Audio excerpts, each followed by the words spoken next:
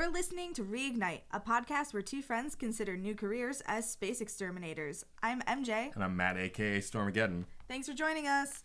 So, what do you need to know for this episode? Well, we land in the corporate hell that is Noveria. We navigate some moral quandaries, fight Geth in a blizzard, become the official Noveria Extermination team, meet and fight Matriarch Benezia, and then we determine the fate for an entire race. It's a meaty section. Yeah. No big decisions, though. No, none.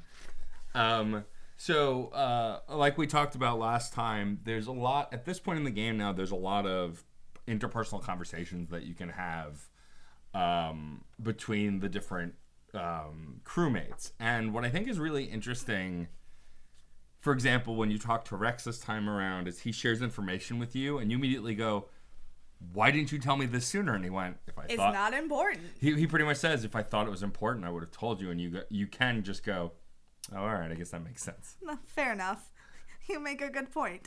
But, you know, essentially how this game works is after every section of main story mission that you do, you can interact with all of your crew again, including some of the non-teammate characters like Disembarking. Joker or Presley. Yeah. Joker usually, at least in the first game, just has a one-line quip that reflects on the mission. And then the talking points are pretty much the same. Whereas the other characters, you can dive deeper into their personality, how they were raised, how they came up, why they're there, what they've been thinking about. I think the non-squad mate characters only really have something to say if something big happens in the storyline. If like there's a huge plot point that drives the story forward in a meaningful way.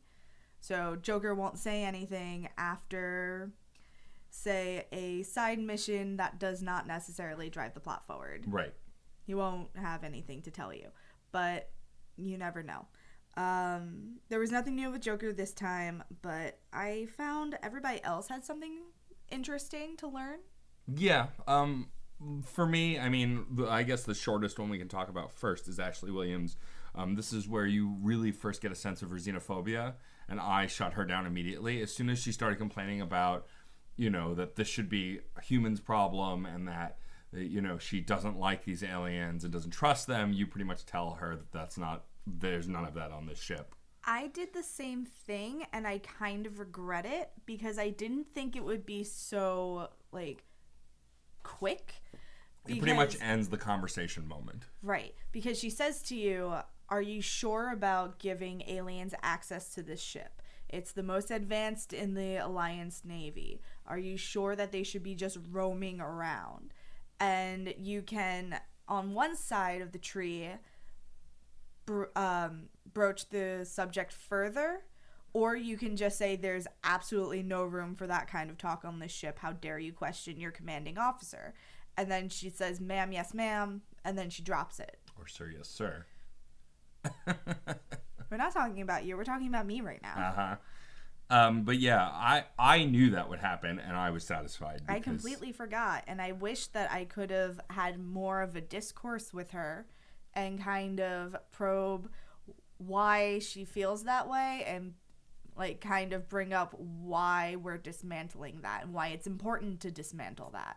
Yeah, I mean, I think that it is too, but I'm at a point, I think, in life, and it was reflected in my playthrough of the game, that I don't have patience for this kind of behavior, and I know that we should approach it and try and have a conversation about it and try and change people's perspectives, but I felt like someone in a racist Facebook comment feed, like I just couldn't engage, and so I just shut it down. That's fair. And so that's how I responded to that. You know, and I would feel bad, except for the point, again, where my skin is thin enough when it comes to this stuff. I think just in general that I wanted it to be over and her to understand exactly how unacceptable it was. Right, and it won't be the last time that she says something like this. We're going to have to confront it again and again, and eventually, hopefully, get her to a point where she sees that her own racism is unacceptable. Well, also, this isn't the first crew member we've dealt with this. not Engineer Adams. Not Engineer Adams. He is perfect. He is perfect. No, who is the one Presley. on the... Presley. Navigator Presley also brings this up, though is more casual about talking about it and isn't as aggressive as Ashley is. Right. And he brings his concerns to you, and you can more gently tell him, well, this is the way it is, and the way that... He's not telling you, this is bad, and you should rethink this because it's bad. Right. He is more telling you, these are feelings left over from a previous time. Right. And I understand that, and I am working on being better. Which is better than most people can give, honestly. That's true. So, I guess I never realized that he's actually trying to make progress. Yeah. Whereas Ashley, she's so young. Yeah. And she's so against progress. Yeah. Which is very surprising. Well, not surprising, but disappointing. Sure. As far as conversations with the other crewmates, they're not... You can navigate the conversations, but there's not as much of a social component to the discussion, I feel like. Like with Rex, you find out that he actually had met Saren before. And you do have a moment, like we said, of you being like, hey, what about telling me this? And he goes, you didn't need to know because it wasn't important. And then you go through the conversation, but there's not much more to it than that. You mean you can't just walk up and be like, yo, you want to play some Smash Brothers? We got some time before we land in the next port. Let's just hang out in the cabin. Right. I got some Portal queued up. Yeah, no, that's not a thing you can do. But you can get further information about their backstories and increase your friendship levels that way. Yeah, essentially. With Garrus, you find out about his dad and his dad's opinions on him leaving and him being an old C-sec dog, essentially, and not being happy. And you getting another round of, well, yes, we can do this, but we're not gonna do this, which seems to be a repeated theme with Garrus, essentially telling him, we can be rogue renegades, but we're not. My favorite thing that you can say to Garrus is, we do things the right way. I'm going to butcher the quote. But you essentially say to him, if civilians are going to get hurt, then we don't do it. Yeah. We do the right thing, but not if it's going to cost lives. Yeah. And I think that's really meaningful because a lot of people are, no, we do the right thing no matter the cost. But I think that's unfair. Well, and also in a video game where your main mechanic for combat is killing things, right? It's good to remember that and bring that up. Right. You also learn a lot about the Asari this time around. Yes, because it's the first time you can really have a full-length conversation with Liara. I think the Asari are so interesting. They're kind of sanctimonious. Like, Liara is not, but Asari as a race kind of are. Well, I think they're one of the oldest races. They are. They are the first race to find the Citadel. Right. And so I think that it comes from the seniority of just time. So they just think they know more than everyone, even if they don't. Right. And it's just very interesting to me. Their command structure, just the way they reproduce, just everything about them. Right, sure. It's very, Well, and it gets more head-scratching in the later games, too. There are conversations and experiences that happen that make you even question what you've perceived of them until that point. Right. And the Asari kind of walk the line between being a male, like, fantasy, like a race full of women, oh boy, but also it's a race full of women who have the ability to govern themselves and who don't necessarily need men to do anything. So, yeah, there's this fine line in this game between building them up and fetishizing them. Right. And it's strange. Like we talked about in Cora's Den in earlier episodes that they are very heavily fetishized, but all of the women are because there are female human dancers too. Less of, but there are. Right. Whereas, when it comes to their governing structure and other things, it's feminized almost in a way where it's like this pinnacle of feminism that, they can rule themselves and they have a strong will and they're not told what they can do. And so it's just this strange mix. And like, I'm always curious what the writers were thinking when they were creating this world. I like the idea that women can do whatever they want Whether it's Yes. be a stripper or be a government official, they can do whatever they want. Mm-hmm. However, I wish that the fetishization were toned down a lot. And, like, there was more of the Asari strippers just, like, speaking up, like, no, this is a thing that makes me happy. Yeah. Like, there was more humanization, so to speak, Right. of these characters that we don't really interact with, that are just seen as objects. I would prefer, if you're going to do that, you make them more like people. Yeah. And not just It's very male decor. gazy. It's very male Exactly. gazy, and like there's a moment in Korra's Den when you can sit down and just observe the dancer and lean in or sit back, but there's no dialogue, there's no nothing. You can just watch. Right. And so that felt very lewd to an extreme. But anyway, getting back to talking to our crewmates, so yeah, you do learn a lot more about Liara, why she's doing, what she's looking for. And there is a little bit of I'm smarter than you in her tone a little bit, but not nearly as much as other Asari. I think it's really unintentional. No, I think it's just because of her mannerisms, how she was raised, because a lot of that goes away in the later games. Yeah. But also what's interesting is, like, after you speak to Liara and speak to Rex and Garrus, we've covered, you can go talk to Caden. And I'm going to bring up something that we talked about off air because I think it's funny. The way where they have Caden standing, he's under a light and he's working on something. But every time you walk over to him, he's not facing you, and he wipes his brow and turns to you. And it just feels very 90s pornography. Bow, chicken, bow, wow. In that moment. It just, because what happens is you walk up to him, it's mostly silence besides the ambient soundtrack. You're looking at him. He turns to you and looks at you, wipes his brow. There's still a moment of no talking, and then the dialogue happens. And it you're just both seems covered in sweat and oil, and it's disgusting. it looks, yeah, you're both very shiny in that light. It just looks very weird. It seems very weird. It's terrible. But that said, I noticed something this time speaking to Caden that I'm sure was happening always, but I didn't really notice before, is that he does have a very flirty tone with you, even as male Shep, which I hadn't really noticed. There's a level of sarcasm and like cheekiness to his dialogue that just didn't seem apparent to me in the past. By icon Caden Alenko. But other than that, the sad part about Caden in a lot of these dialogue moments is that you don't get a lot. It depends on how much you dig, but like the first conversation you find out about his biotics and how he ended up in the school he was in and how he was trained. But like I don't feel like you get to know the person very much. It's kind of like if you were reading an encyclopedia about Caden. He's very factual, delivering information. At least at this point. I disagree, because you get to learn about the girl, Rana.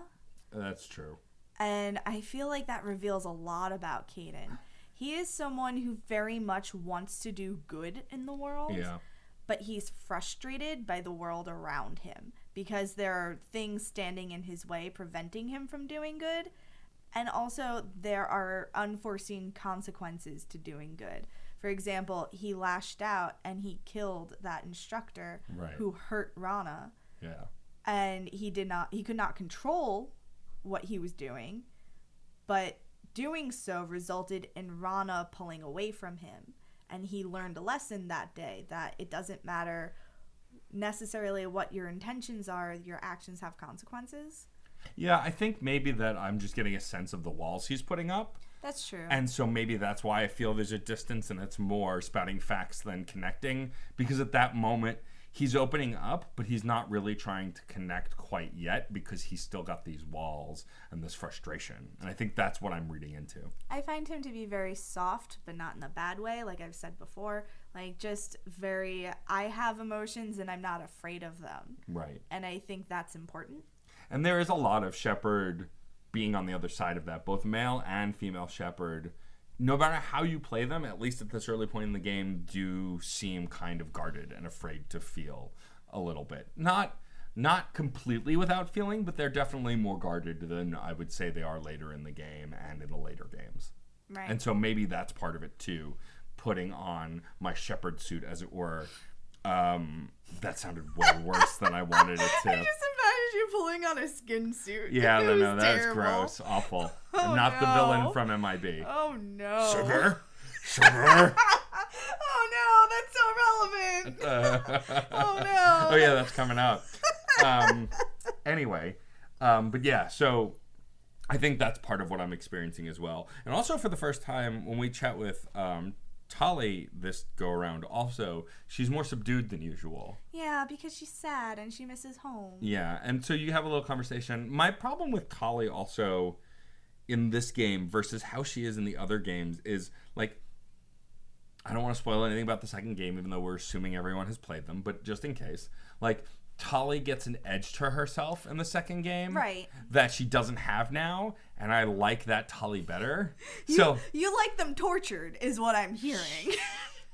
You like them having gone through some shit, right? And so, like, right now she's still very green, and so for me, I'm just like, okay, good. Honestly, yeah. That's how I am with Garrus. Oh, really? Because Garrus right now is very, like, immature. He's not there yet. Because he hasn't seen what he's seen by game 2. And, like, by game 2, he has matured a great deal because he's been forced to mature. Yeah. And he... everybody has had to deal with the events of between game 1 and 2. Mm-hmm. And it has sucked for everyone, essentially. Yeah. And I think that created characters, like, it created a change in the characters that we already loved and made them even more relatable and easier to connect to. Right. And so, like, reliving those experiences, you have hindsight, but they don't. And so, and neither does Shepard. The person you're going to become. I know, yeah. But I think that's enough about checking in with our crewmates. Let's get to the task at hand, which is talking a bit about the choices we made in the story. Fuck Noveria. So, so it's funny. When I first played this game, I hated Noveria because you engage with these lobster-like... Well, don't get to them yet. Oh, no? Okay. No, let's not talk about them yet. Let's focus on the...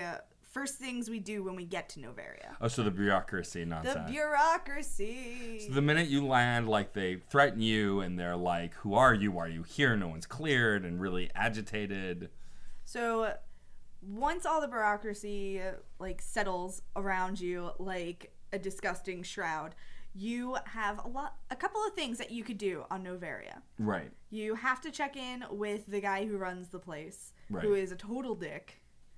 You also have to talk to his administrative assistant, who, I love her. John, my fiance, hates her. I love her because I relate to her so much. Oh, sure, of course. I think she's great.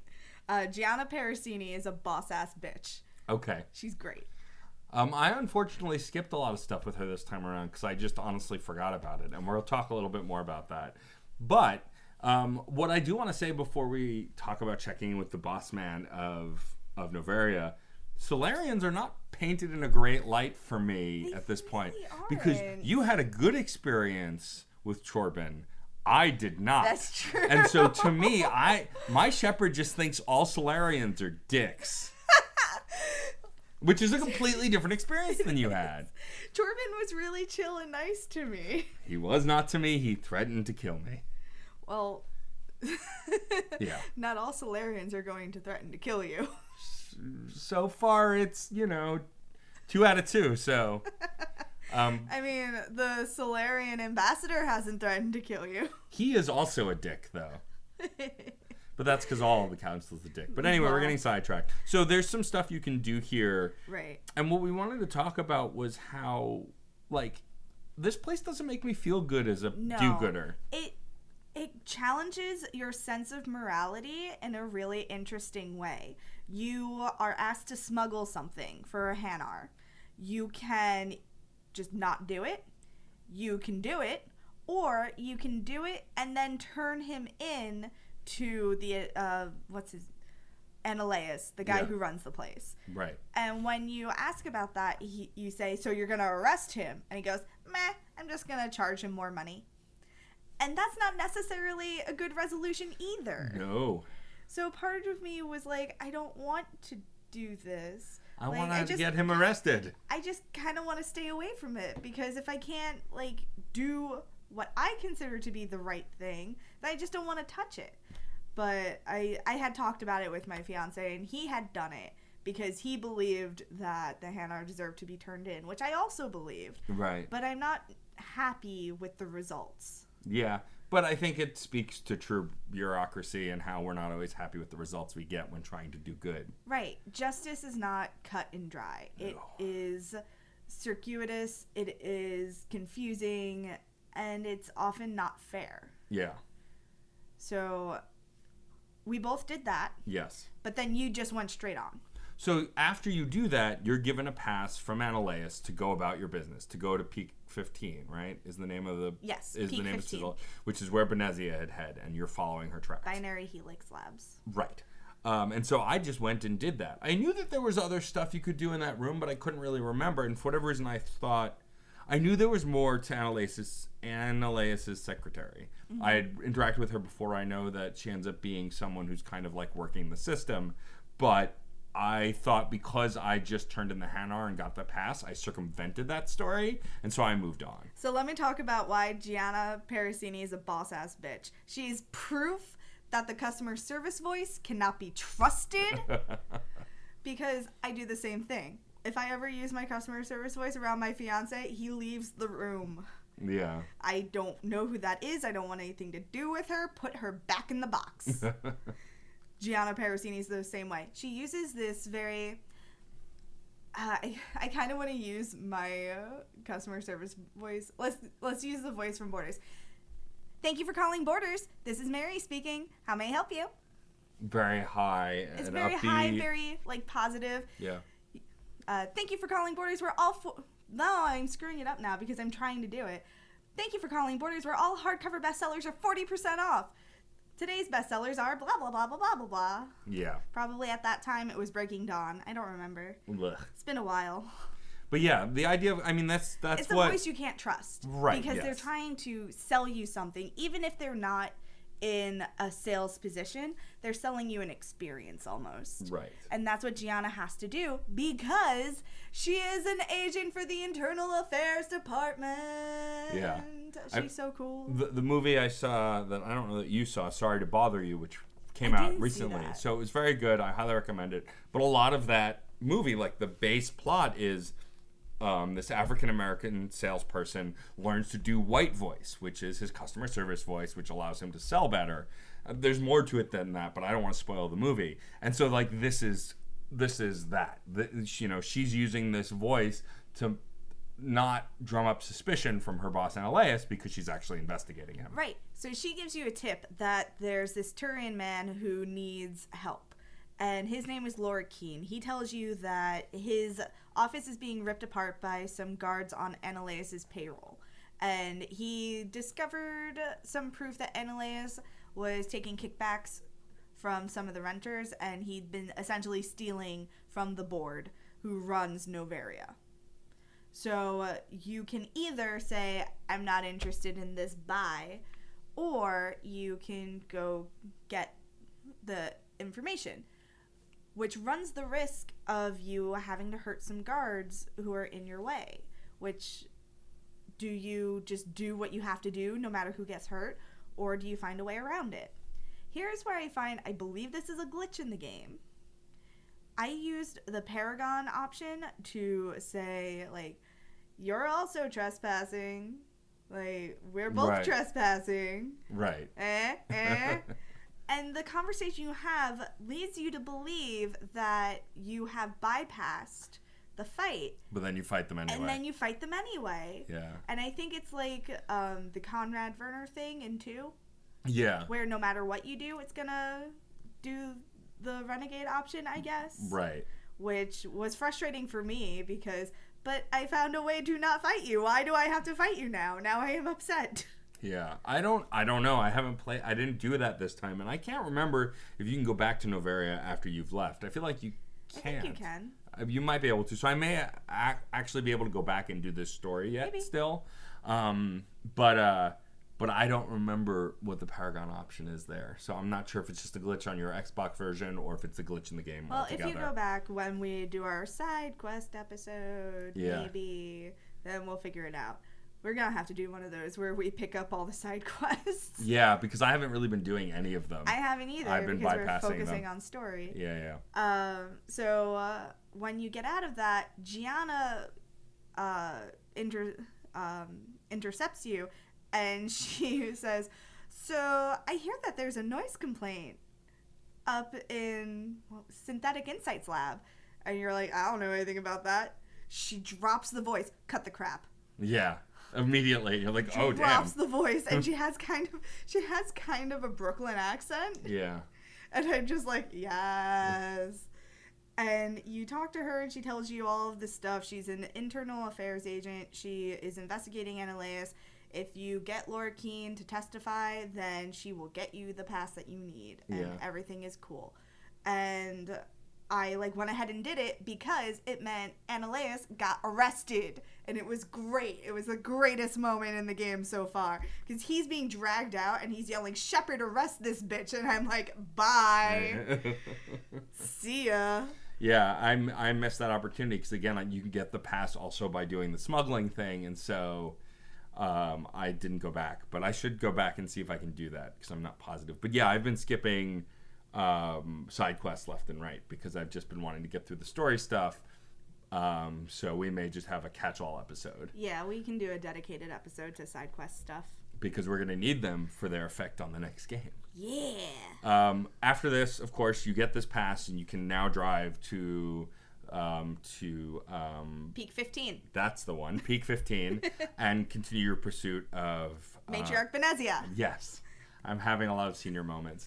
So I'm now helpful. Yes, you are very helpful. But now we're back in the Mako, the shit show that is the Mako. In a blizzard. So on ice. So this thing slides like a motherfucker when you're not on ice.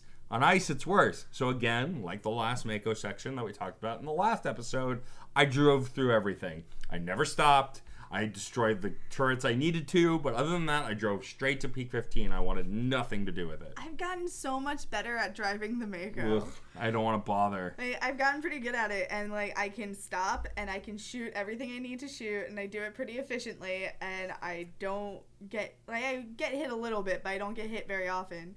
And I can just go, and it's great, and I get a lot of experience for it. I leveled up so many times in this section. Did you? I did too, also. I had a conversation, and I leveled up. Yeah. I was just like, what? Okay, great. Yeah, my problem with this game is, the skill points seem kind of useless. They're not, but just this giant chart of skills that you can navigate almost feel useless. Besides maxing out Charm and Intimidate every time I can, everything else seems kind of arbitrary, especially since I'm playing on the easier settings, because I'm just trying to see the story, because the real challenge is the second and third games, and blah, blah, blah, blah, blah. But yeah, I can't be bothered with the Mako. I have no time for that. I have other things to do, and so we get to Peak 15, and again, we're trying to avoid over-summarizing, but the whole section with turning on the generator back on, I completely forgot about. Yeah. I didn't even remember it existed. I knew that there was, 2 parts to this section. I did not remember that the first part was restoring power to this station. Yeah. I did not remember. And there's this puzzle that you have to do, and I walked in and I went, oh no. And you can just slap some Omnigel on it and then call it a day. Yeah, I did it. I did the puzzle. Everybody worship me because I'm great and smart. Yeah, I had no patience. I just went through all of the mods and weapons that I know I'm not going to use because I don't need, because I'm mostly only using pistols and shotguns, and just Omnigelled them all and then patched it and was like, fuck this, I'm done. But this is also, after you get to patching, you have your first experiences with everyone's favorite space lobsters that isn't our they're giant space spaceship. Cockroaches. They are not space lobsters. Do not do a disservice to lobsters in this way. But they are the Rachni. They are a race of... they kind of look like a cross between lobsters and cockroaches. They're space cockroaches. And they're this aggressive... And they spit acid. acid-spitting, bug-like race that you have to fight, and you don't know why. I remember being terrified of this as a kid. I'm still terrified of them. Yeah, no, they just don't scare me anymore. It could be because graphics have come so far since even then that I look at them and go, but either way. It's very stressful. This whole section plays to me like a horror game. It does. There's a lot of survivor horror moments, like they crawl out of vents and through the rafters, and I like hate when they pop out of the vents. Why do they have to pop out of vents? And so like when you'll turn and like hack a box to get some gear, and then you'll hear a noise behind you, and then all of a sudden there are two coming at you, and like a grating is flying. But after you exterminate them to the best of your ability, you get on the tram once the power's on and go to the main part of the labs at Peak 15, and you can start getting some information.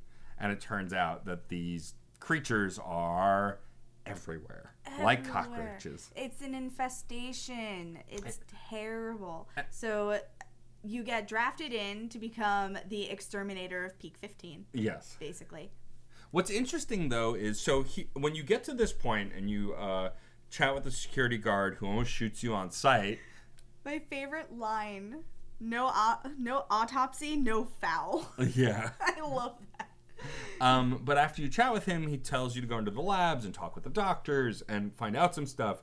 And now you have two paths. You can either go straight to Benezia and engage with her and do that part of the story, or go to the hot labs to figure out what's happening with these Rachni. I went to Benezia first. Me too. And then the hot labs. I don't think the hot labs was available right off. I think you can do some stuff in the labs before going to Benezia to get to the hot labs. So what I did was I talked to the doctor and found out that he needed a cure, and I did that. You could have just decoded the door and then fought your way through whatever was in that room to get to Benezia, which was the harder way to do it.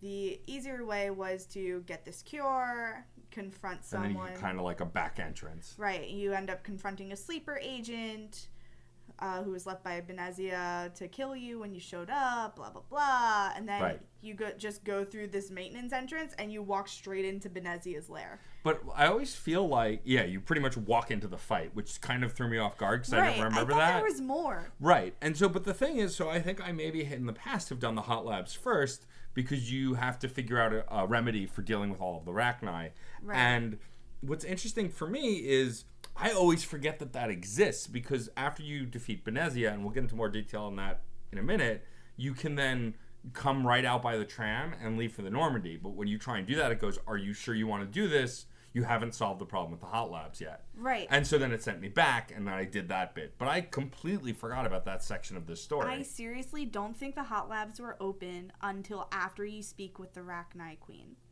Maybe. But we're getting ahead of ourselves. Yeah, we are. Because we're just debating. So here's where my first complaint corner will be for this episode. The interaction with Benezia, I think, is really cool. The idea that she's all powerful and you can't really fight her directly. She summons an elite squad to take you out, and you have to fight wave after wave until you essentially weaken her and fight her. But what my issue with Benezia as a character and this encounter is, it just feels cut off at the knees a bit. You're given information on Benezia in your codec that you can read, and you see some dialogue with her and Saren, but for the most part, you don't know who she is. Right. And, my biggest problem here is that I feel like there's more to this character than we got. We have an edited, kind of cut-down version of what was left. She's a poorly utilized character. Very. There's a lot that could have been done with her. She could have been more threaded through the game. But instead of doing so, they made her a boss that you could only interact with once, and then that was it. You don't have any of these run-ins with her that give her more connection to you. You don't learn much more about her from Liara than, I don't know why she's with Saren. This seems very unlike her. Well, yeah, and also, for me, they got A-list talent. Marina Sirtis plays her, who's a legend in the Star Trek The Next Generation as Troy, and like, this is a huge sci-fi actress. She's a huge talent. They get her to voice what I think is an integral character, and she dies in this, not even the second act. Right. And you have this kind of emotional scene with her where Liara is finally seeing that her mother is not doing this of her own free will, that her mother is being forced into this. Right. And, she says this thing where she says, Saren's teeth are at my ear, fingers on my spine. And that was kind of triggering for me. It's very gross. It made me feel uncomfortable, too. And just the idea of indoctrination as a rape of the mind. Which is effectively what it is. It is. And it's just, Yeah, it's funny. I'm looking at indoctrination very differently this time around because I have more experience with people who have been assaulted and things like that. And so, but also at this point we hadn't heard anything about indoctrination. This is the first we're hearing of it. As far as we know at this point in the game, Saren is causing it. She doesn't know how, but Saren is doing it. Right. You're on his. She says you're on his flagship, and suddenly everything essentially all his ideas seem like good ideas. Is the nitty gritty. My biggest problem with this emotional moment with Liara is, Liara seems pretty put off about her mother all the way up until the encounter and just before the end of it. And then when her mom breaks free and shows compassion towards Liara and reaches out, Liara has this outburst of, love that just seemed out of left field for me. Now, again, if you dig deeper into conversations with Liara, looking up information, you find out that it's not that they weren't ever close. It's just that in her teenage life, she's gone off and done her own thing, and she doesn't know, and they had been disconnected. It just seemed very out of left field. That said, the whole scene seems rushed to me, and pointless only because the resolution is after this combat, and you eventually, spoiler alert, kill Matriarch Benezia. Before that, when she's still in control of her faculties, she hands you a disc with information that she was looking up for Saren. And if she didn't break that control, you would have still just looted the disc off her body. And so my thought is, I guess the purpose is to give more insight into the control Saren has, but it still seems kind of superfluous as far as how she, finger quotes, helps you a little bit. I think that Liara's reaction makes sense because she is very clearly conflicted about her mother. Mm-hmm. And when she sees that her mother is suffering, I think it becomes clear that regardless of the strain on their relationship, she still cares very much for her mother. That's fair, yeah. So to me, it did make sense. And also, having lost a parent, you don't want to lose them. Right. No, regardless, of course. I cannot speak for everyone and their relationships with their parents. From my personal experience, I had a very difficult relationship with my dad. I still did not want to lose him. Sure. And I know that I would like to make it very clear, if you have a strained or negative relationship with your parent, you are under no obligation to have those feelings about your parents. Right. You are more than in the right to cut toxic people out of your life. And I just want to make that very clear. I don't want anyone to think that I'm saying that you have to feel this way about your parents. Of course not. I guess for me is because the whole section felt rushed, my disconnect was just the speed at which everything happened. And if you skip dialogue at all, it feels like a switch flips in Liara. And again, based on that explanation, it does make sense. But I think because the whole scene and dialogue is rushed, it just felt a little disingenuous to me. And again, I have the benefit of having played all of these games. Mm-hmm. So, I know more than we were getting here. That's valid. I feel like if we had gotten more run-ins with Benezia. That's what I wanted, was some kind of flashback, or Liara telling some stories about the two of them. Just a little something might have made it feel a little more fleshed out. That said, she is a fantastic character. It's sad to see her go so quick, but then it's like wildfire how fast the rest of the story spreads. Pretty much as soon as you finish off Benezia, you're introduced to the Rachni Queen, who is trapped there, and the queen of these weird creatures you've been fighting. In fact, if you, depending on where you finish off Benezia, if you turn around, the cutscene starts. Yeah. Which is frustrating to me because it just felt like I had no time to process. Now, to one point, that makes sense. When you're in battle or in war or fighting to save humanity, there aren't always breath moments. And so that kind of makes sense. But anyway, so now we get to interact with the Rachni Queen, who at first can't really talk to you. And some weird stuff starts happening. So the Rachni Queen has this very interesting ability, which terrified me the first time. She can kind of possess. So if your mind is weak or less resistant, she can speak through you. And so you either have to be willing or near death. And one of the Asari that you fought that was helping Benezia was near death but not dead. And so the Rachni Queen was able to speak through her in a broken English to try and communicate with you because they speak psychically, I believe. It wasn't broken.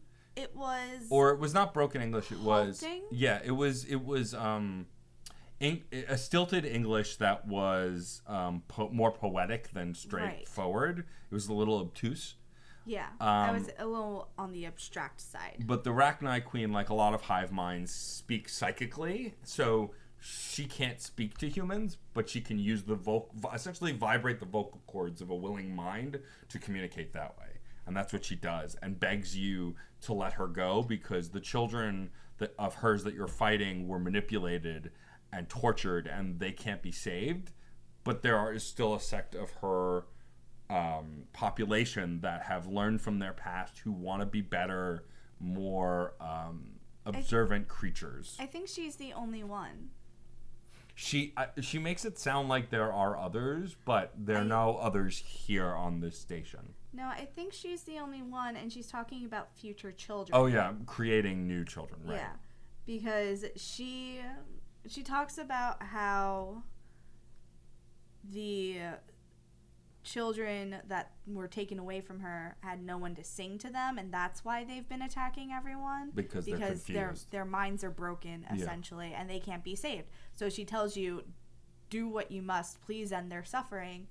And then she puts her life in your hands. Right. Like, will you destroy my race, or will you let me go? And so, for me, the first time I ever played the game, I sat at this moment for a while. I couldn't decide what to do.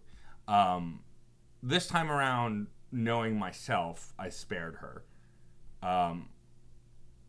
The first time I played it, I struggled because she does seem genuine. She does seem fearful and concerned. But also, you've been nothing but bogged down and attacked by creatures like her for a long time. And this is a very important moment in racism and understanding a race and trying to see beyond recent experience.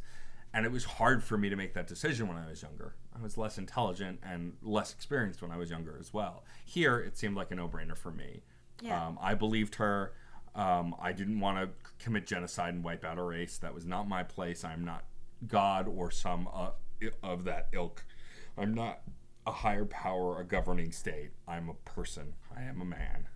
And so I made the decision to let her go. A man standing in front of a bug, trying to decide whether to squish it or not. And so I let her go. And I had Caden and Liara, and they both supported the decision because they're both soft, essentially. I had Liara and Garrus, and they were opposite sides. Yeah. Garrus was, the Rachni kind of did sweep across the galaxy and destroy everything. And Liara says, but it's wrong. Yeah, essentially. And I let her go because I will not commit genocide. Yeah, that was my logic too. Which it is, like, I'm curious. I wish I had brought Rex because Rex's people have experienced a slow genocide, and I'm curious how he would have reacted. Because Rex, he could have gone either way. Well, because the Rex at the Corps personality would go, "Nah, I don't give a shit. Do whatever." But also, and also, his race was raised and created to fight the Rachni. So, like, there's a lot of complexity there that I'm bummed I didn't bring him along with, but I really wanted to have Caden with me because I guess I have developed a soft spot for him. And I wanted Liara because I thought she should have a chance to see her mom before I blew her head off. You're so sensitive. So sensitive. And yeah, so I'm curious, like, what some of the other reactions are. Like, I don't think I've ever brought Ashley to that confrontation. Yeah, I think Ashley would probably be against it.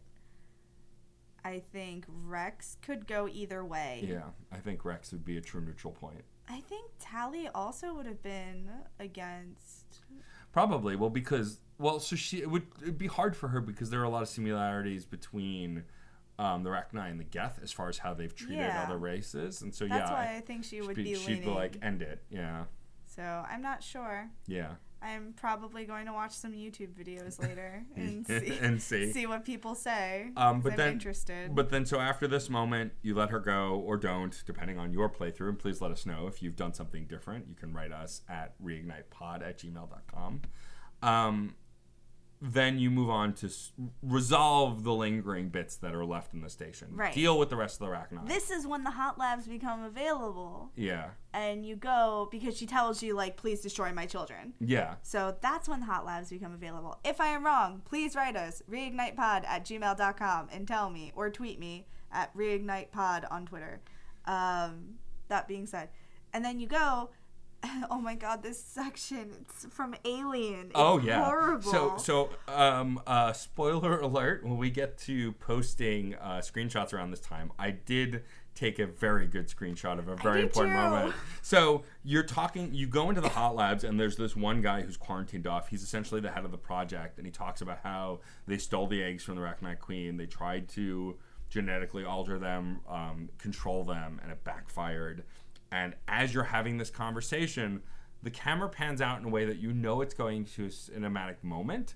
And then as this guy is talking, he is impaled through the chest by a tendril from Arachni while still alive and reacting. And I took a photo of that exact moment. Oh, it's so horrifying. It's horrible. And then next thing you know, you are surrounded by Arachni. You run off to set fire to the ones that are trapped. And then you have to fight your way out of that room to set off a bomb to destroy everything else. I did not fight. I just ran. I just went. I killed them all. Every one of them. I just went. I only had 25 seconds. I hate them. I just want to leave. I just ran, and I made it to the elevator, and I escaped, and everything was fine. And I said, hot dog, I'm leaving. Yeah, and then after that moment, you exit, and then you hear an explosion behind you as they are all incinerated. And then I left because you can't really get back into the labs at that point. You're kind of locked out. So you get back on the tram. You get back on. I really want to know what happened to everybody. Me too. I have to assume you can go back, but you might not be able to. Peak 15 may be locked off. I don't think you could go back to Peak 15. You could probably go back to the Noveria port. Yeah. But I don't know if anyone escaped the labs. I think it might have ignited everything. But it's hard to tell. I really wish there was a way to, like, get back in and be like, okay, just so you know, I'm destroying this entire lab. You might want to get to the tram. Yeah, I don't know what the fatality rate is there as far as who we actually kill besides the Rachni. I really wish that you knew. It's not clear. I should check the notes in the codec and see if there's more information. Yeah, Codex probably tells you.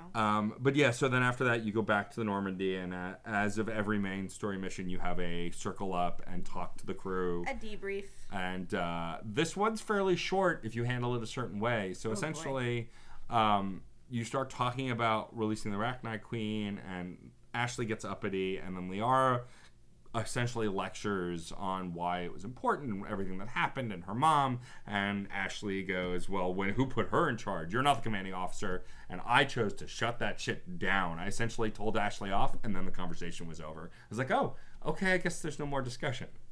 How did it go for you? How did it go for me? So, Liara suggests what we should do next. Ashley says, who made you the commander? And I said she was just trying to help. Yes. I think I took a renegade option in that moment and pretty much just told her to clam up. Yeah. And that ended the conversation. Yeah, I said, like, she's just trying to help. We're all tense. It's been a day. Like, everybody chill out. Clearly, I have no room for Ashley's guff at this point. I feel like you're not giving her a chance. I'm probably not. But, you know, we are affected by the biases that come before us. And so I'm reacting naturally in those moments, and there's more reactionary moments in the later games. Here, you still have decision time, whereas in stuff that happens in 2 and 3, there are triggers. There are quick time events that you could miss completely. But we'll get more to that when we get to those games. But yeah, and so then that ends, and then Joker is always asked if you want to talk to the council, which you can, and I do, and I get I do too, and I get so much crap for releasing the Arachnite Queen. I think the Asari counselor gives you a tiny bit of support, like she's more trepidatious, whereas the Solarian and the Turian are both, you're an idiot, how dare you, essentially. Also, don't think I'm being disrespectful to the council and not remembering their names. Their names are literally Turian Counselor. Yeah, they don't have... actually, no. The Turian Counselor is Executor Palin. Oh, that's right. Executor Palin. Mm-hmm. Mm-hmm. And the other 2 are unnamed. Right. But when they speak, you don't see their names. It just says whatever. Asari Counselor. Yeah, and so, but the Turian is Executor Palin. I think it's Palin, isn't it? I think it's Palin. Whatever. Write to us and tell us, is it Palin or Palin? Yeah. But yeah, and so then that ends this section. So before we start wrapping up, why don't you tell our dear listeners what the next section we're going to play is? We're going to tackle Pharos. So Pharos, you hear about strange experiments with vegetation, and that's all we really know at this juncture. I honestly don't remember any of this section except the major beats. I remember. Like, I remember the Asari that you talk to when you land, because she comes up again in later games, and like I remember what happens there, but I don't remember the nitty gritty of what happens there. So that should be interesting to dive back into. I'm excited about that. I think that as the stakes start to scale up, the game's going to get a lot more heavy, as it were. I think right now there's still... because I know what comes after Pharos, and I'm not looking forward to that part of the game. Yeah. But anyway, so we're headed to Pharos next. Please join us. Again, write us.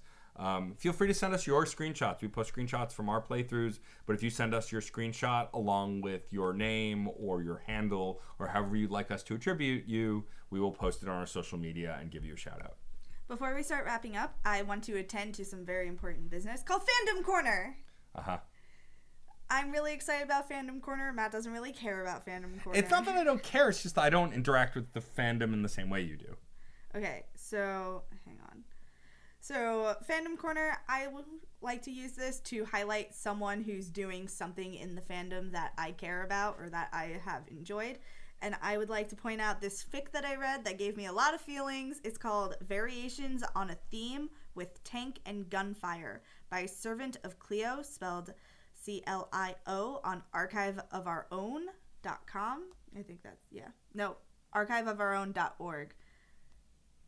Summary: Shepard finds herself reliving the last few years, from finding the beacon on Eden Prime to the battle for Earth, again and again and again. How much can she change? How much should she change? Oh, you did tell me about this. I remember now. I loved it. I cried. If you like reading fan fiction, I highly recommend it. Hit me up on Twitter. I will share a link. As always, thank you so much for tuning in with us. We're enjoying going on this adventure with you. I guess we'll do our shout outs to those who have supported us. No? You're pointing at your book. Well, I'm pointing at my book because we have a thing to talk about, and I want to make sure that we talk about it. Oh, that's right. Sorry. And make sure that you don't speed by me. Right. Well, and by people who support us, I mean the person who made our logo and where our music comes from. Yeah. But first, guess what, guys? We're doing a live show. Yeah, we're going to be at Dark Side of the Con in 2019. It's in March, and we're doing a panel on vampires in video games. Hunt or be hunted. The original idea comes from the Dawnguard DLC on Skyrim, Elder Scrolls 5 Skyrim? 5? I think it's 5. I don't.